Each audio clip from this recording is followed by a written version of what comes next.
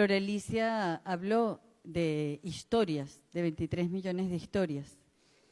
Yo voy a contar 3. Judith Arcia tiene 3 años preparando 200 almuerzos diarios para los niños de La Vega. Cada uno de estos muchachitos se presenta ya con un envase, que puede ser un envase de crema arroz polio, puede ser un envase de Mavesa. Y Judith los reconoce, y entonces ella dice, a Julián no le pongan remolacha, que no le gusta. Y a Julia, llévenle su envase para la parada, porque ella está saliendo para el hospital. Y ella empezó a hacer esto con la gente de Alimenta la Solidaridad, porque ella dijo, los niños de mi barrio no van a estar desnutridos, porque esto nunca había pasado en mi barrio. Y por eso los empezó a alimentar junto con otro grupo de mujeres y a esta ONG de Alimenta la Solidaridad. En Mérida había dejado de crecer el trigo. El trigo lo llevaron los españoles a Venezuela hace unos 300 años. Y se dejó de sembrar porque, bueno, llegaba la harina de trigo que se importaba y para qué se iban a poner en ese afán de estar sembrando. El trigo solamente se puede sembrar a partir de 2.000 metros de altura. Pues muchos de estos merideños que se habían ido a la ciudad buscando oportunidades de trabajo y que estaban viviendo en barrios, regresaron a los Andes, regresaron a su campo, regresaron sobre todo a los pueblos del sur que se habían quedado prácticamente abandonados y empezaron a sembrar el trigo de nuevo. Recuperaron las eras, que son estos sitios en donde el trigo se pisa para sacar el grano, y recuperaron también las piedras de moler, de trillar, que estaban abandonadas por ahí. Y ahora el trigo vuelve a bailar en los Andes venezolanos. ¿Y qué fue lo que les pasó? Que ya no podían comer arepas de trigo. Entonces empezaron a sembrar su propio trigo para tener sus arepas. Ricardo Freites trabajaba en las petroleras. Lo botaron de las petroleras y Ricardo, su papá se murió, tenía una finca en Guárico por Corozopando y Ricardo se fue para esa finca. Nunca se había ocupado Ricardo del llano, nunca se había ocupado del ganado y decidió no solamente que iba a aprender todo lo que había visto que hacía su papá, sino que además lo quiso compartir con el resto de los venezolanos. Y entonces hizo de Las Caretas un campamento, una posada, que se convirtió en modelo para el llano, porque se dedicó a hacerle primero un museo a su papá dentro del hato, donde cuenta la historia de los hatos llaneros, de cada uno de los materiales que se utilizan, donde mientras estás desayunando ves el ordeño ahí al lado, y donde prepara pura comida llanera maravillosa. Es la primera vez que nos comimos un asopado de pato o que nos comimos un pastel de babo. Estas son historias de arraigo. Nadie nace con arraigo. El arraigo se construye. ¿Cómo se construye el arraigo? Cada quien decide cómo lo quiere construir. En mi caso, yo decidí construir el arraigo viajando por Venezuela. Y después de tanto viajar por Venezuela, el arraigo se convirtió en una fortaleza inquebrantable. A mí no hay nada que me saque de Venezuela. O sea, yo estoy absolutamente sembrada en Venezuela a punta de arraigo de tanto conocerla. ¿Para qué sirve el arraigo?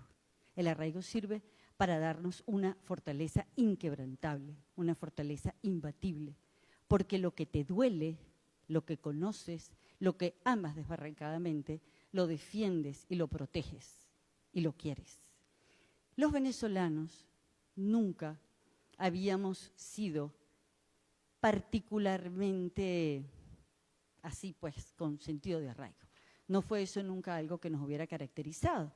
Más bien, los venezolanos, por lo general, hablábamos de, es que en este país, como que si fuera un país que nos habían prestado por un rato para que viviéramos.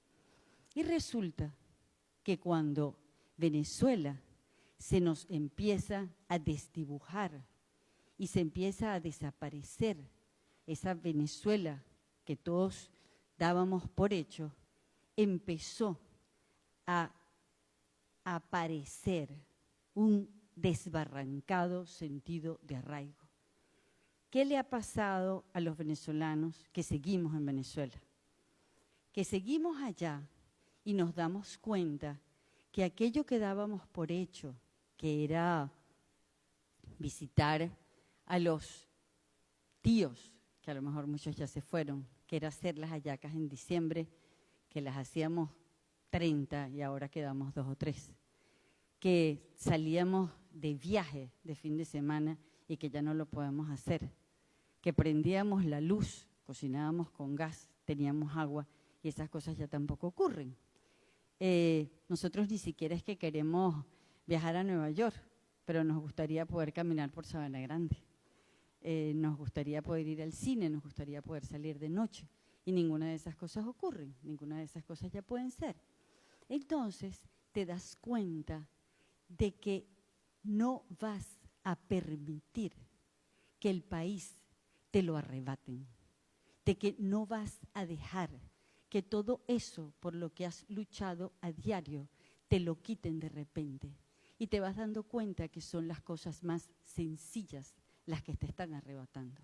Entonces, allí funciona el arraigo, allí funciona la defensa, allí funciona la leona que defiende a sus hijos. Y tú dices, yo defiendo a mi país, yo lo defiendo de lo que sea, como sea y contra lo que sea.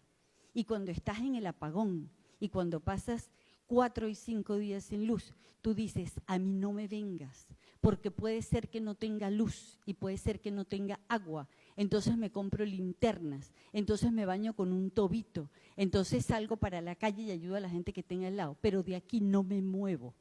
Y hay una frase que es un poco ordinaria, pero que es la que yo tengo como un mantra, que es, no seas marico tú, chico. Porque yo…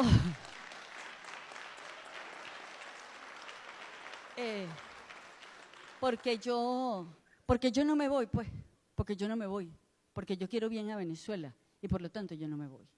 Entonces, esos somos los venezolanos que seguimos en Venezuela. Ahora, ¿qué pasa con los venezolanos que se tuvieron que ir de Venezuela? Porque hay muchos que tomaron la decisión de irse. Nadie se va de donde está bien, nadie se va de donde es feliz. Se van porque ya no pueden más con eso, o porque los votaron, o porque los sacaron, o porque los exilaron, porque de otra manera la gente no se va. Entonces, esos venezolanos que están afuera, de repente empezaron a extrañar, se dieron cuenta que ese país en donde habían vivido, donde se habían criado, donde estaba su familia, donde estaban sus abuelos, también lo estaban perdiendo. Y que aun cuando ellos vivieran en otra parte, eso significaba que no podían regresar, que ya no tenían un terruño, que ya no tenían ese sitio del que tú hablas y es la venezolanidad, es el país, es tu pasaporte, es tu cédula, que eso se les estaba desapareciendo. Y empezaron a extrañar el queso. Y entonces apareció un venezolano en Nueva Zelanda que se ganó una cantidad de premios por los quesos venezolanos que hacía. Y empezaron a extrañar las arepas y empezaron a montarse areperas por el mundo entero. Y empezaron a extrañar los paisajes y entonces pidieron fotos de aquellos paisajes. Y el Ávila se les hizo imprescindible. Y soñaban todo el tiempo con las playas. Y ni siquiera podían ir a visitar ese país del que habían salido obligados, a lo mejor con 2 o 3 maletas, o a lo mejor sin ninguna maleta porque se fueron de vacaciones y después no pudieron entrar, como sabemos de tantísimos casos que hay. Entonces, ¿qué unió a esos venezolanos que seguimos en Venezuela con estos venezolanos que salieron de Venezuela? Nos unió el arraigo, nos unió la pertenencia, nos unió la urgencia de salvar ese país que de repente todos descubrimos que lo amábamos desbarrancadamente, que tenía de todo y que nosotros lo queremos recuperar porque es el nuestro, porque cada quien tiene solamente un país y este es el nuestro. Aquí tenemos 2 días, los que estamos allá y los que salieron de allá, trabajando todo el mundo junto para ver cómo nosotros reconstruimos a Venezuela. Entonces, esa fortaleza, esa es la fortaleza del arraigo, Eso es lo que nosotros tenemos que cultivar permanentemente, porque nosotros seremos recordados como los ciudadanos que defendieron y salvaron a su país con la fortaleza del arraigo. Los venezolanos que no nos dejamos. Muchísimas gracias.